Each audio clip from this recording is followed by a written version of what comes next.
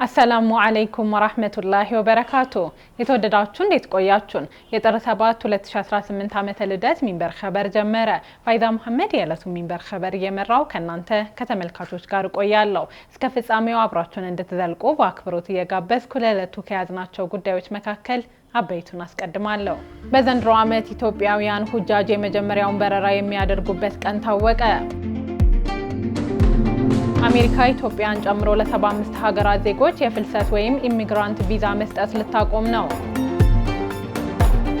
በኢራንና በአሜሪካ መካከል በተፈጠረው ውጥረት ሳቢያ ዲፕሎማሲያዊ ግንኙነታቸው ሙሉ ለሙሉ ተቋረጠ የሚሉት የሚንበር ኸበር አበይት ጉዳዮች ናቸው። አብራችሁን እንድትቆዩ በድጋሚ እየጋበዝን ወደ ቀዳሚው ኸበር አልፋለሁ።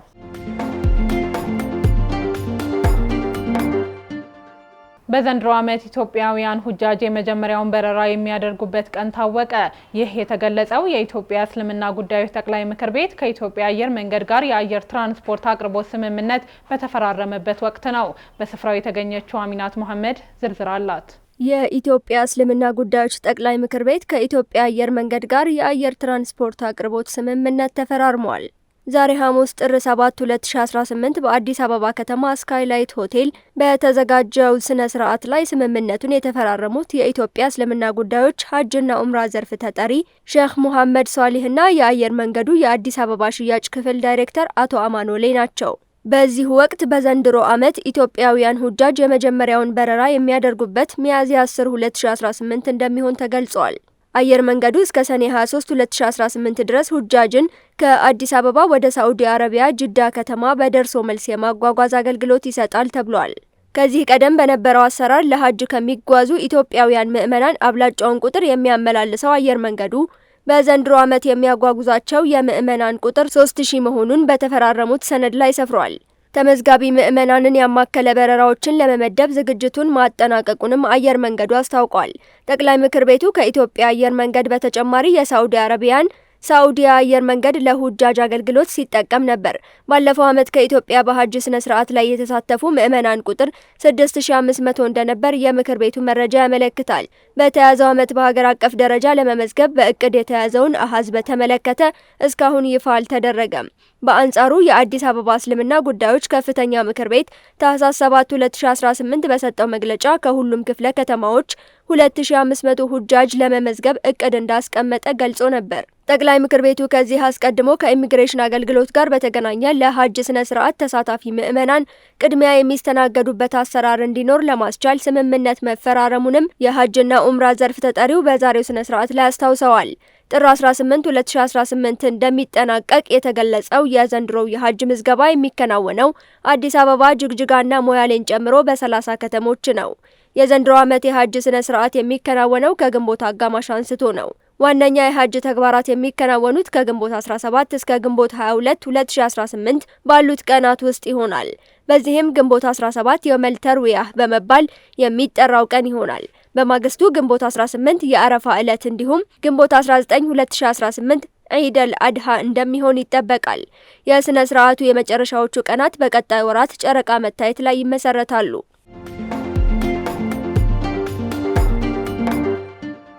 አሜሪካ ኢትዮጵያን ጨምሮ ለ75 ሀገራት ዜጎች የፍልሰት ወይም ኢሚግራንት ቪዛ መስጠት ልታቆም ነው።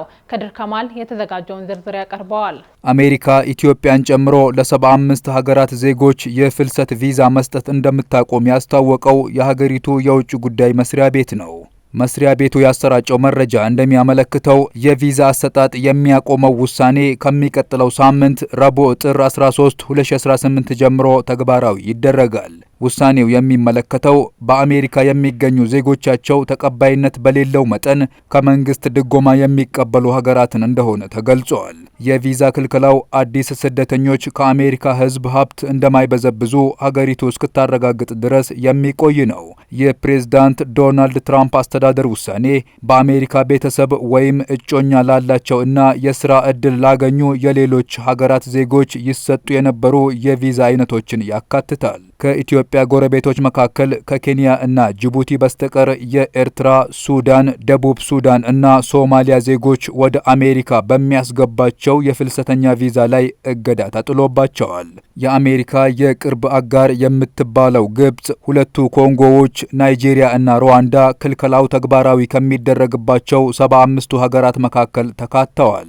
በሁለተኛ የአሜሪካ ፕሬዝዳንት ስልጣን ዘመናቸው ወደ ዋይት ሃውስ ከተመለሱ 1 ዓመት ሊሞላቸው የተቃረቡት ትራምፕ እና ቀኝ ዘመን ባለስልጣኖቻቸው ወደ ዩናይትድ ስቴትስ የሚደረገውን ፍልሰት ለመግታት መሰል እርምጃዎችን ሲወስዱ ቆይተዋል። የአሜሪካ የሀገር ውስጥ ደህንነት መስሪያ ቤት ኢትዮጵያውያንን ጨምሮ በዲቪ ሎተሪ ለሌሎች ሀገራት ቪዛ የሚሰጥበትን አሰራር ከ3 ሳምንታት በፊት ማቆሙ የሚታወስ ነው። በኢትዮጵያ ግጭት ምክንያት ወደ አሜሪካ የገቡ ሰዎች በግዳጅ ወደ ሀገራቸው ከመመለስ የሚጠብቃቸው ከለላ ከወር በፊት መነሳቱም የሚታወስ ነው።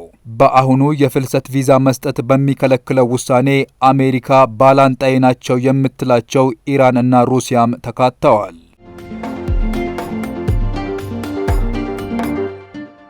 ሰነድ በማጭበርበር ከ6000 በላይ የውጭ ዜጎች ላይ እርምጃ መውሰዱን የኢሚግሬሽንና ዜግነት አገልግሎት ገለጸ። የኢትዮጵያ ኢሚግሬሽንና ዜግነት አገልግሎት በ6 ወራት ውስጥ ሰነድ በማጭበርበር 6395 የውጭ ዜጎች ላይ እርምጃ መውሰዱን የገለጸው አዲስ ባወጣው ሪፖርት ነው። እንዲሁም 3126 ኢትዮጵያውያን ላይም እርምጃ መውሰዱን አስታውቋል። አገልግሎቱ የ2018 በጀት ዓመት የ6 ወራት አፈጻጸም ገምግሟል። አገልግሎቱ አክሎም በህገወጥ መንገድ የተሰማሩ 99 ግለሰቦች በቁጥጥር ስር ማዋሉን የገለጸ ሲሆን 83 የውጭ ዜጎች ተጠያቂ አድርጌያለሁ ብለዋል። በተጨማሪም ከዚሁ ጋር በተያያዘ 11 ቤቶች ማሸጉን አስታውቋል። የኢ-ፓስፖርት አገልግሎት በሁሉም ቅርንጫፎች መሰጠት መጀመሩን የገለጸው አገልግሎቱ ከ800,000 በላይ ደንበኞች በቅርንጫፍ ብቻ ለአዲሱ ኢ-ፓስፖርት ማመልከታቸውን አስታውቋል።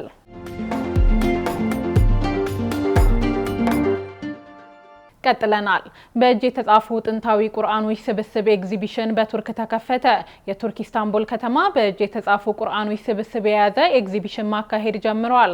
በኤግዚቢሽኑ ከ44 ሀገሮች የተውጣጡ 111 የቁርአን የእጅ ጽሑፎች በተቅሲም መስጂድ የባህልና ጥበብ ማዕከል ለእይታ ቀርበዋል። በእጅ የተጻፉት የቅዱስ ቁርአን ቅጂዎች በተለያዩ ዘመናትና አካባቢዎች እንዴት እንደተጻፈ፣ እንደታተመና በምስል እንደተቀረጸ የሚያሳዩ የጥንት ታሪክ ስብስብ የያዘ ነው። እስከ ጥር 9 2018 ድረስ የሚቆየው ኤግዚቢሽኑ ወርቃማ ፊደላት 114 ሙስሐፍ አንድ ቃል በሚል መሪ ሀሳብ ቀርቧል። ኤግዚቢሽኑ የተዘጋጀው ከሙስሊሙ ዓለምና ከሌሎችም ከተወጣጡ በእጅ የተጻፉ ቁርአኖችን በማሰባሰብ ነው። ኤግዚቢሽኑ ጎብኚዎች ከቀደምት አጻጻፎች አሁን እስከተደረሰበት የካሊግራፊ አጻጻፍ ያለውን ሂደት መመልከት ያስችላቸዋል ተብሏል። ቱርኪየ ቱዴይ እንደዘገበው በኤግዚቢሽኑ ከታዩት መካከል እንደ አውሮፓውያኖቹ አቆጣጠር በ1698 በሃምቡርግ አልቁርአኒ በሚል ርዕስ የታተመው የላቲን ቁርአን ቅጂ አንደኛው ነው። ይህም የምዕራባውያን የሰነድ አያያዝ ታሪክን ያንጸባርቃል ተብሏል። እንዲሁም ከኢራቅ ካሊግራፊ እስከ ቻድ፣ ግብጽ እና ሱዳን የተውጣጡ የቁርአን ቅጂዎች ተካተዋል። ከአፍሪካው ደግሞ ከእንጨት የተሰራ ሰሌዳ ላይ የማተም ጥበብም ለእይታ ቀርቧል።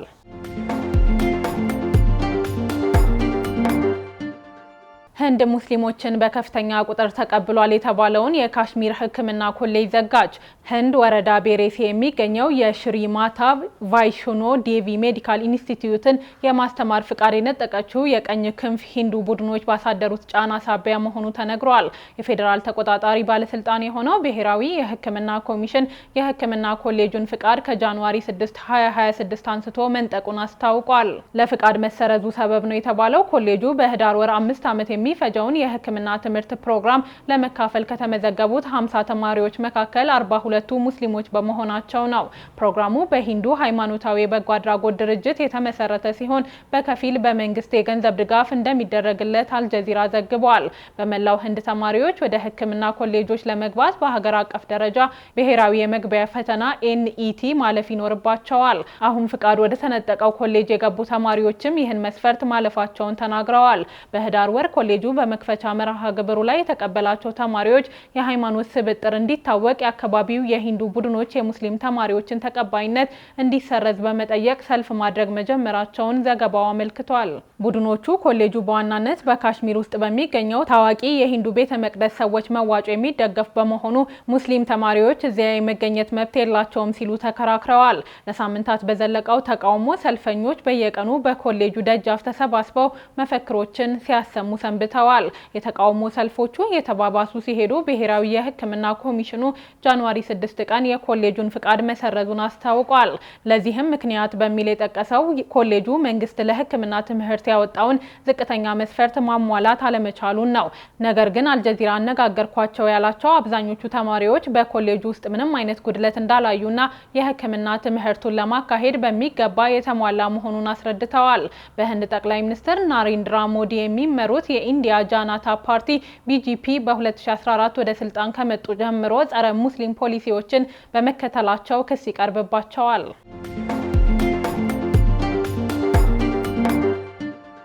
የተወደዳችሁ አሁንም የተከታተላችሁ የምትገኙት ሚንበር ኸበርን ነው።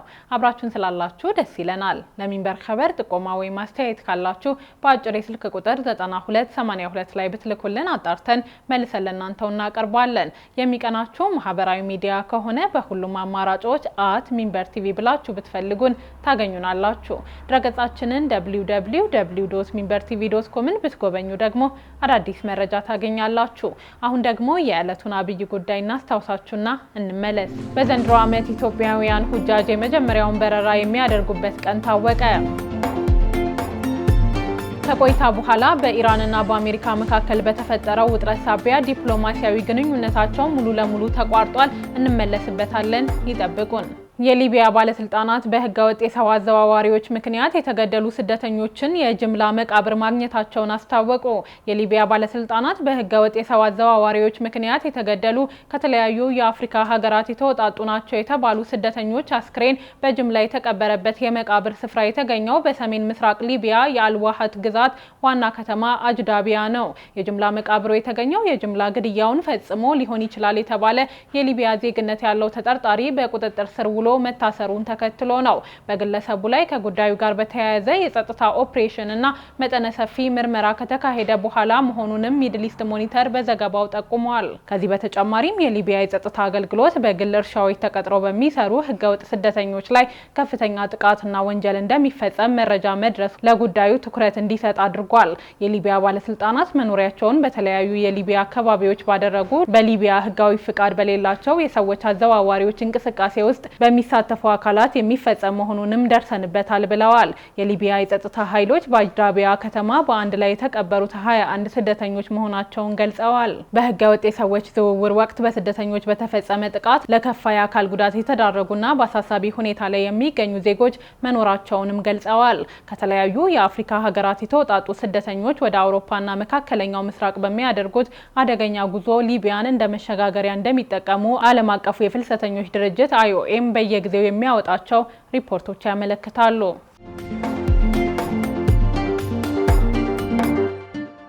ማሌዥያ በሚቀጥለው የሱሙድ መርከቦች የጋዛ ተልዕኮ በቀጥታ እንደምትሳተፍ የሀገሪቱ ጠቅላይ ሚኒስትር ተናገሩ። የማሌዥያ ጠቅላይ ሚኒስትር አንዋር ኢብራሂም ሀገራቸው በሚቀጥለው የሱሙድ መርከቦች የጋዛ ተልዕኮ በቀጥታ እንደምትሳተፍ ከአስተባባሪዎች ጋር ውይይት ባደረጉበት ወቅት ተናግረዋል።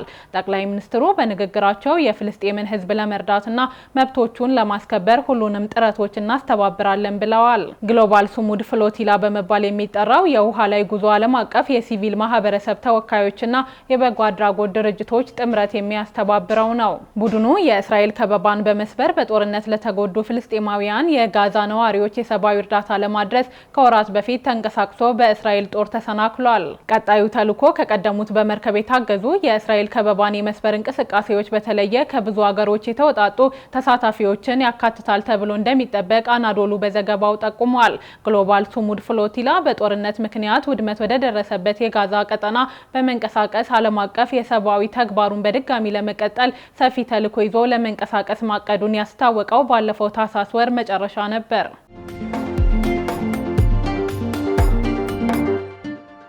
የጋዛ የተኩስ አቁም ስምምነት ሁለተኛ ምዕራፍ መጀመሩን የትራምፕ አስተዳደር ገለጸ።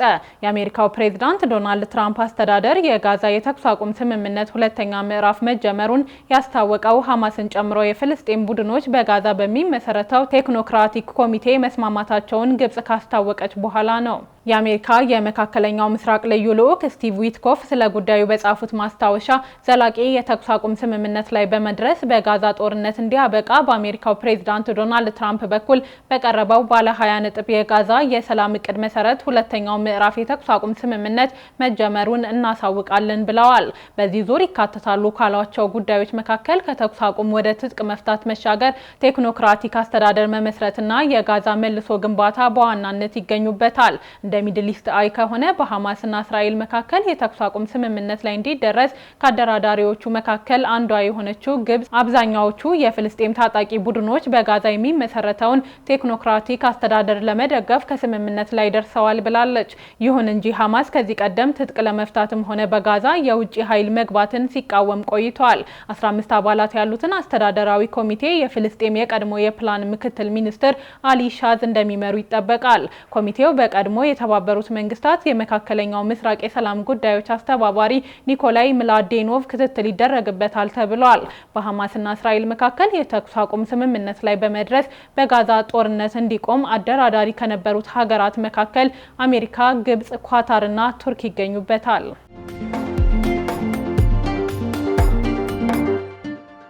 በኢራንና በአሜሪካ መካከል በተፈጠረው ውጥረት ሳቢያ ዲፕሎማሲያዊ ግንኙነታቸው ሙሉ ለሙሉ ተቋረጠ። በኢራን ውጭ ጉዳይ ሚኒስትር አባስ አራግቺና በአሜሪካ የመካከለኛው ምስራቅ ልዩ ልዑክ ስቲቭ ዊትኮፍ መካከል ይደረግ የነበረው ቀጥተኛ የዲፕሎማሲ ግንኙነት መቋረጡ ተነግሯል። ሮይተርስ የዜና ወኪል ከአንድ ከፍተኛ ባለስልጣን ሰምቻለሁ ብሎ እንደዘገበው መደበኛው ግንኙነት የተቋረጠው ከረቡዕ ጀምሮ ነው። ይህ የሆነው ቴህራን በጸረ መንግስት ተቃውሞዎች ላይ የወሰደችው እርምጃ የአሜሪካ ፕሬዝዳንት ወታደራዊ ትጥቅ ሊሰነዝሩ እንደሚችሉ ከዛቱ በኋላ ነው። በተቃዋሚዎቹ ግድያ ምክንያት በኢራን ላይ ወታደራዊ እርምጃ ለመውሰድ ዛቻ የሰነዘሩት ፕሬዝዳንት ዶናልድ ትራምፕ ባለፈው ዓመት ሰኔ ወር ላይ በእስራኤል በተጀመረው የ12 ቀናት ጦርነት ወቅት የኢራንን የኒውክሌር ጣቢያዎችን ደብድበዋል። ባለፉት ሳምንታት በኑሮ ውድነትና የገንዘብ እጥረት ምክንያት በኢራን ተቃውሞ ተጀምሮ ወደ ሰፋፊ የጸረ መንግስት ሰልፎች ከመስፋፋቱ በፊት በቴህራንና በዋሽንግተን መካከል የግንኙነት መስመሮች ክፍት ሆነው ቆይተዋል። የኢራን የውጭ ጉዳይ ሚኒስትር አባስ አራግቺ በዚህ ሳምንት መጀመሪያ ላይ ለአልጀዚራ ኢራን በኒውክሌር ፕሮግራሟ ጉዳይ ያለምንም ማስፈራሪያ ወይም ትዕዛዝ ከአሜሪካ ጋር ለመነጋገር ዝግጁ ናት ብለው ነበር። አሜሪካ ከአውሮፓውያን አጋሮቿ ጋር በመሆን በኢራን የኒውክሌር ፕሮግራም ዙሪያ ዲፕሎማሲያዊ ጫናዎችን ለማሳደር ባለፈው ዓመት ጥረት ስታደርግ እንደነበረም ዘገባው አስታውሷል። ነገር ግን ለሮይተርስ የተናገሩት የኢራን ባለስልጣን አሁን የተፈጠረው ውጥረት በኒውክሌር ጉዳይ የሚደረገው ውይይት ላይ እድገት እንዳይታይ አድርጓል። የአሜሪካ ማስፈራሪያ ዲፕሎማሲያዊ ጥረቶችን ማዳከሙን የገለጹት ባለስልጣኑ ለበርካታ አስርት ዓመታት የቆየውን የኒውክሌር ውዝግብ በዲፕሎማሲያዊ መንገድ ለመፍታት በሁለቱ ባለስልጣናት መካከል ደረግ ማንኛውም እንቅስቃሴ መቆሙን ገልጸዋል። ቴህራን በአካባቢው ያሉ የአሜሪካ አጋሮችን ዋሽንግተን ጥቃት እንዳታደርስ እንዲከላከሉ ጠይቀዋቸው እንደነበረም ተናግረዋል። በኢራን ለ2 ሳምንታት በቀጠለው ሁከት ሳቢያ ከ2000 በላይ ዜጎችና ከ100 በላይ የጸጥታ አካላት ህይወታቸው ማለፉን መገናኛ ብዙሃን ዘግበዋል።